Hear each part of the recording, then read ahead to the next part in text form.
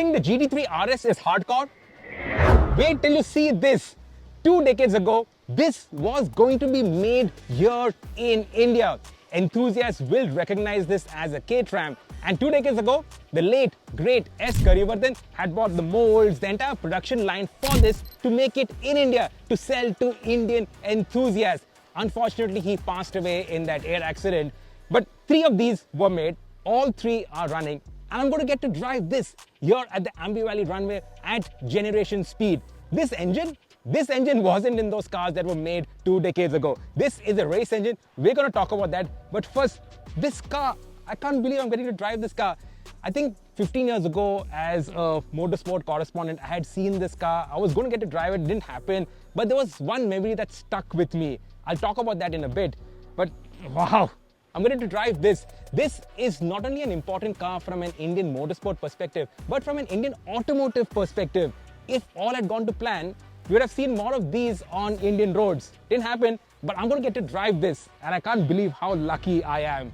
Today is a really, really good day.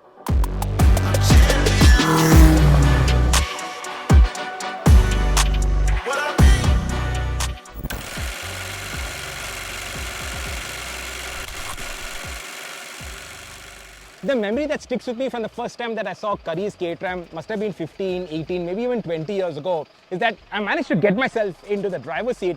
Then when I put my feet into the footwell, very cramped, the brake and accelerator was getting operated at the same time. It's such a narrow footwell that you need really thin shoes, racing shoes, and my shoes were too fat, and that's why I couldn't drive it. And that I remember happened nearly 2 decades ago. I still remember that, and that's why I made sure to carry my race shoes, because this time nothing's going to stop me from driving Kari's Caterham. It's just what, 600 something kilos, so it's easy that for one person to move the car around and line it up on the drag strip to do a proper launch.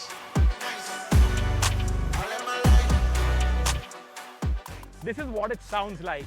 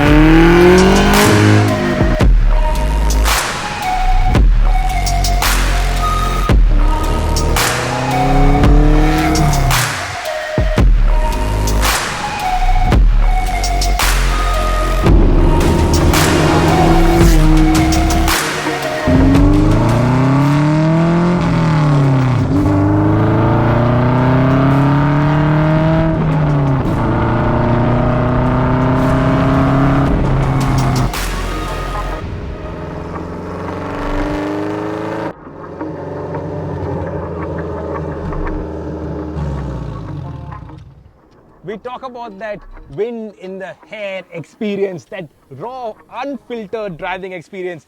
This is as unfiltered as it gets. No doors. You have to step over the sill. It's a narrow sill, but you got to be careful. Its exhaust will be really hot and it is really loud inside. You can't hear anything that I'm saying while I'm inside the car. That's why you got to stop and we got to talk calmly. Get my breath back and just talk calmly and process the reactions, the experiences. This is nothing that you can compare a modern car to. This car will never pass modern emissions, noise, crash, any kind of regulations. But no modern car can also match this in terms of the responses, the feel. It's just that hands, the palms of your hands, the bum, the feel that you get from it is unfiltered. No power steering, small steering. The seats, I'm telling you, surprisingly comfortable. I'm not the thinnest person in the world, but I fit in the seats comfortably. Seat belts, I think they've forgotten to put seat belts, so we are in this runway, so we're still okay. This, I don't think is even road legal, probably is road legal. I'm not too sure about that. The gear manual gearbox, 4-speed, 1, 2, 3, 4, yep, 4-speed gearbox. It's such a direct shift action, short throws, direct feel. a separate switch for the fan, you got your separate dials.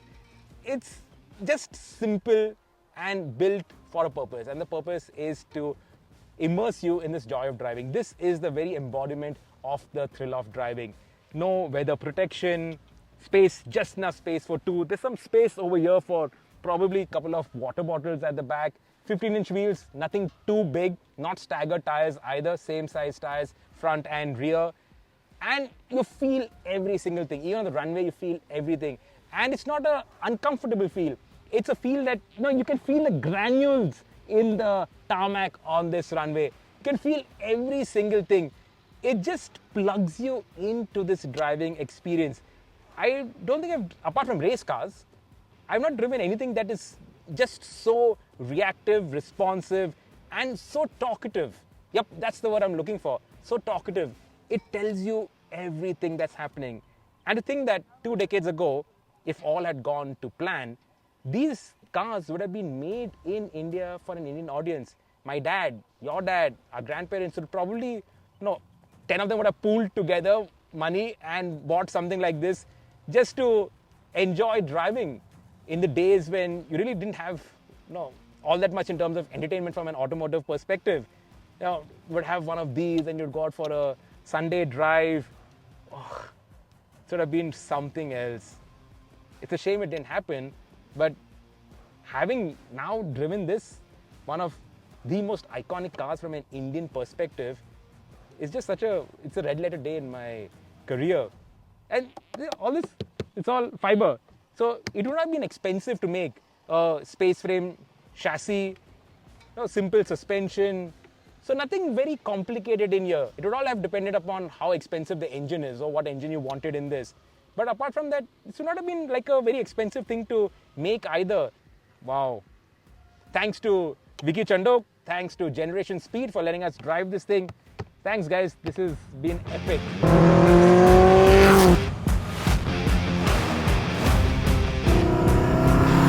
It's true what they say, they don't make them like they used to. Here's to the joys of open top motoring. What used to be there once upon a time that is not possible now due to legislation. For good or bad, that's not something that we are here to debate. But it's just a throwback to the past. A great addition to our Gone But Not Forgotten series.